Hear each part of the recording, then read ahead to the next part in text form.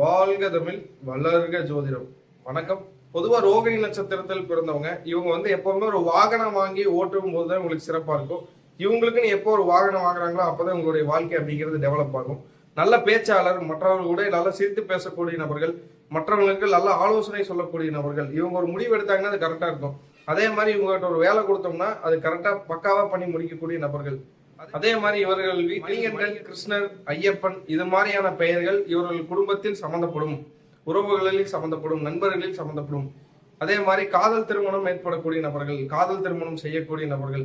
அதே மாதிரி திருமணத்துக்கு அப்புறம் தான் உங்களுடைய வாழ்க்கை அப்படிங்கிறது ஒரு அடுத்த கட்ட நோக்கி பயணிக்கக்கூடிய நபர்கள், நல்ல ஆராய்ச்சி திறமை உள்ள நபர்கள், நல்ல கலைத்துறையில் ஆர்வம் உள்ள நபர்கள். திருமணத்தின் போது சின்ன சின்ன சங்கடங்கள் இருந்தாலும் திருமணத்துக்கு பின்பு ஒரு வாழ்க்கை என்பது மிகவும் பிரதிபலிக்கும். ஒரு செயலை உருவாக்குபவர்.